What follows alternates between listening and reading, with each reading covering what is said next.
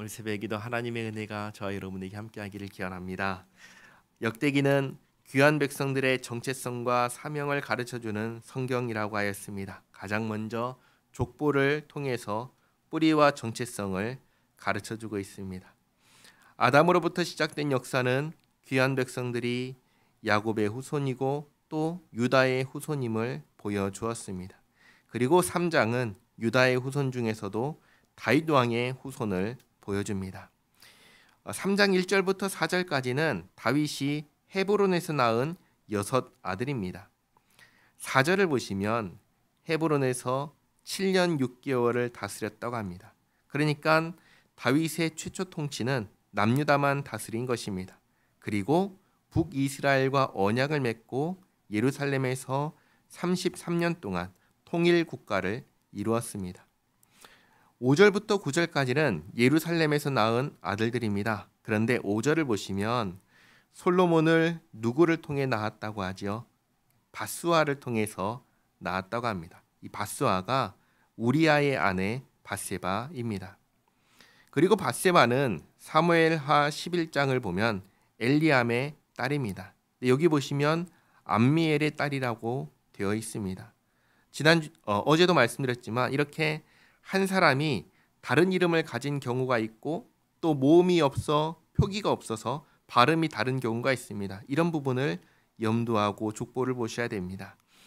다음으로 10절부터 24절까지는 귀한 백성 때까지 이어진 유다 왕의 계보입니다.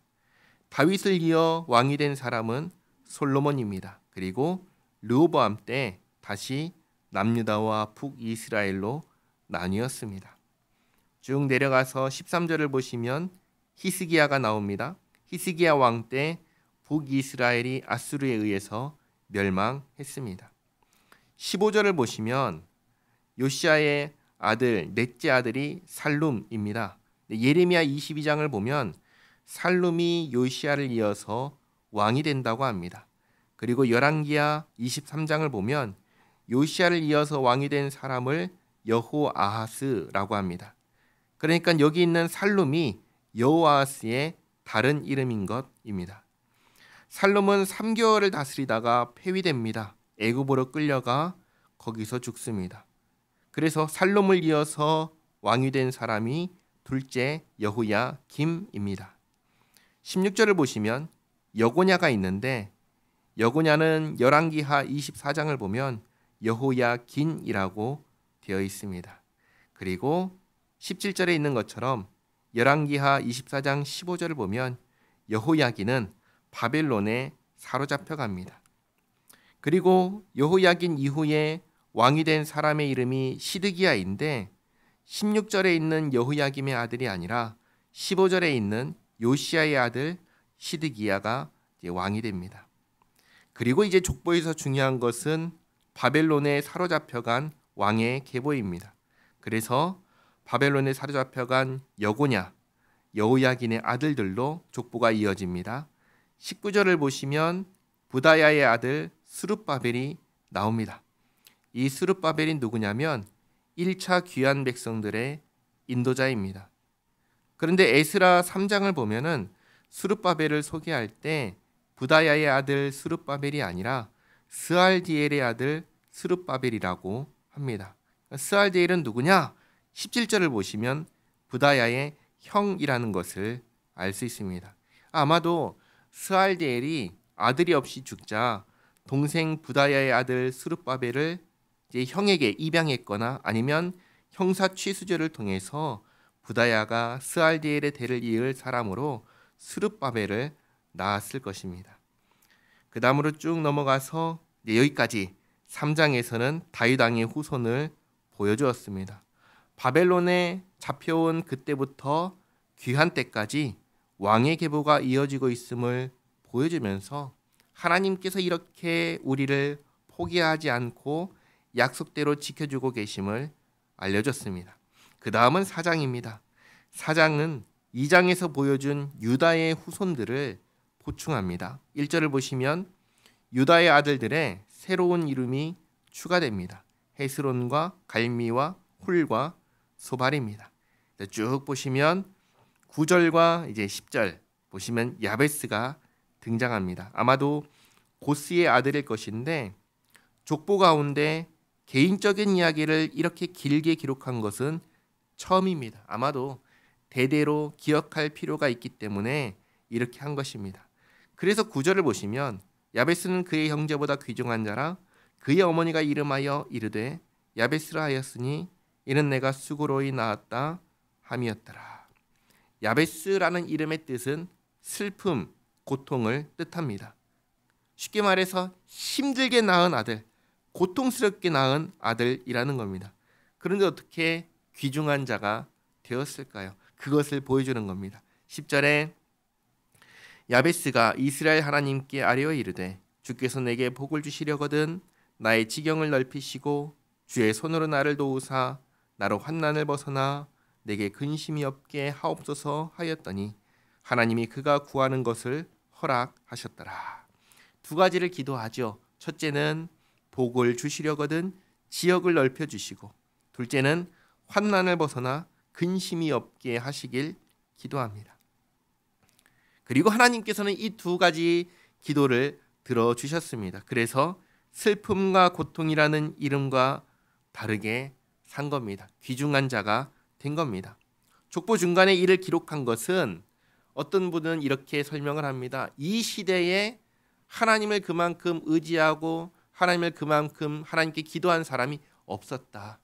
그러니까 야베스를 보여주면서 하나님께 기도하면 하나님께서 들어주시니 기도하고 하나님 의지하면서 살라고 교훈하기 위해서 넣었다라고 합니다.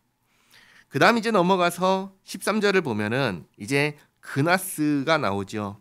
여호수아와 함께 있던 갈렙은 그나스 사람 여분네의 아들 갈렙입니다. 그래서 여기 15절을 또 보시면 여분네의 아들 갈렙이 나옵니다. 그러니까 앞에 2장에서 나왔던 갈렙은 다른 갈렙이고 여기 나오는 갈렙이 여호수아와 함께 있던 갈렙입니다. 또 쭉 내려오셔서 21절부터 23절까지는 2장에 나오지 않았던 셀라의 자손들을 이야기합니다. 마지막으로 24절부터 끝까지 시므온의 자손입니다. 유다 이야기를 하고 그 다음에 이어서 시므온 자손을 이야기하는데 이유가 있습니다. 그 이유는 뭐냐면 시므온이 유다와 함께 거주했기 때문입니다. 그리고 바벨론에 사로잡혀 갈 때에도 유다와 함께 시므온이 잡혀갔습니다. 그러니 귀환해서 돌아와 자기의 정체성과 뿌리를 찾을 때 가장 관심 있는 가문이 첫째로는 유다고 둘째로는 함께 살았던 시므온인 것입니다. 그래서 유다에 이어서 시므온의 족보를 보여줍니다. 시므온의 자손들은 유다 자손들과 함께 살면서 거의 유다 가문과 합쳐졌는데 합쳐지지 않은 가문들이 번성해서 따로 살 곳을 찾아 떠났습니다. 그게 39절부터 43절까지의 말씀들입니다. 오늘 이렇게 왕의 계보와 유다의 남은 자손들 그리고 시므온 자손들까지를 보았습니다. 귀한 백성들의 입장에서 가장 관심 있고 알고 싶은 두 가문을 보았습니다. 오늘 말씀 가운데 두 가지를 기억하시기 바랍니다. 첫째는 우리 하나님은 다윗에게 하신 약속을 지키시는 신실하신 하나님이시라는 사실입니다. 나라가 망했지만 잡혀갔지만 다윗에게 하신 약속, 내 왕위가 내 앞에서 영원하게 하겠다. 내 나라를 영원하게 하겠다 하신 이 약속을 하나님께서 지키십니다. 우리 하나님은 신실하신 하나님이십니다. 그리고 둘째는 야베스의 기도입니다. 야베스가 기도했으니까 들어주시는 게 아니라 하나님의 백성이 하나님께 기도할 때 하나님께서는 언제나 들어주시고 가장 좋은 것으로 응답해 주신다는 것을 야베스를 통해서 보여주신 것입니다. 그러니 우리가 어떻게 살아야겠습니까? 신실하신 하나님을 신뢰하며 언제나 하나님을 의지하고 기도하며 하나님과 함께 살아야겠습니다. 그렇게 살아가는 우리 모두가 되기를 바랍니다. 기도하겠습니다. 하나님 감사합니다. 저희의 부족함과 연약함에도 불구하고 또 악함에도 불구하고 약속하신 것을 신실하게 지키시고 약속을 따라 구원하여 주시는 하나님께 감사드립니다.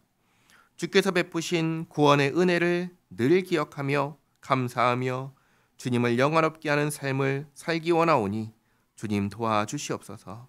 늘 주님을 의지하고 기도하며 주님과 함께 살아가는 저희 모두가 되게 하옵소서. 예수님의 이름으로 기도하옵나이다. 아멘.